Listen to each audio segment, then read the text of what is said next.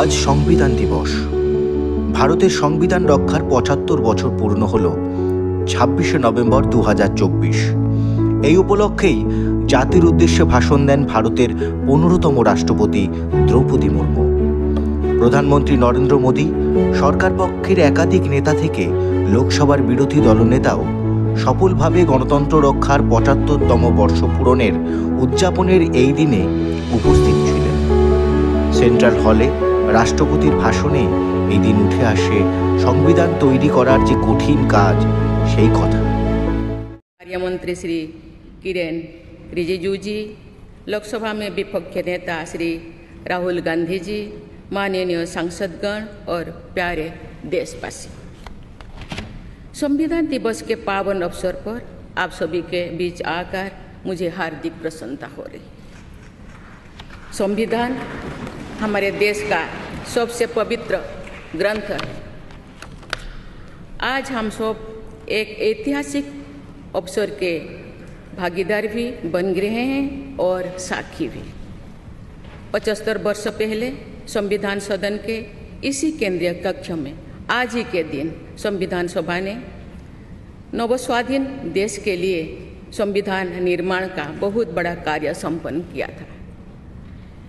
उस दिन संविधान सभा के माध्यम से हम भारत के लोगों ने इस संविधान को अपनाया, अधिनियमित किया और आत्मार्पित किया था। हमारे संविधान हमारे लोकतांत्रिक गणतंत्र की सुदृढ़ आधारशिला है।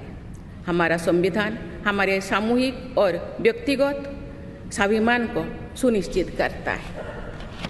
आज कृतज्ञ राष्ट्र की ओर से मैं संविधान सभा के सदस्यों और कर्मियों को श्रद्धांजलि अर्पित करती हूँ। ये देश का सौभाग्य है कि संविधान सभा के अध्यक्ष डॉक्टर राजेंद्र प्रसाद ने तथा प्रारूप समिति के अध्यक्ष डॉक्टर बाबा साहेब अम्बेडकर ने संविधान निर्माण की यात्रा का मार्गदर्शन किया। बाबा साहेब अम्बेडकर ने प्रगतिशील और समावेशी सोच की छाप हमारे संविधान पर अंकित किया है। संविधान सभा में बाबा साहेब के ऐतिहासिक संबंधों से ये तथ्य स्पष्ट होता है कि भारत लोकतंत्र की जननी है। अपने लोकतंत्र पर गौरव की इसी भावना के साथ आज हम सब इस विशेष अवसर पर एकत्र हुए। ये अवसर संविधान सभा की 15 महिला सदस्यों के योगदान को स्मरण करने का भी है। हमें उन अधिकारियों के अमूल्य योगदान को भी याद रखना चाहिए जिन्होंने नेपथ्य में रहकर काम किया। उनकी कार्यनिष्ठा ने संविधान निर्माण की प्रक्रिया को सुचारू रूप से आगे बढ़ाया। उनमें प्रमुख भूमिका श्री BN राव की थी, जो संविधान सभा के संवैधानिक सलाहकार थे। मैं संविधान सभा के सचिव श्री HBR अंगगर, संयुक्त सचिव श्री SN मुखर्जी और उप सचिव श्री जुगल किशोर खन्ना को भी उल्लेख करना चाहूँगी।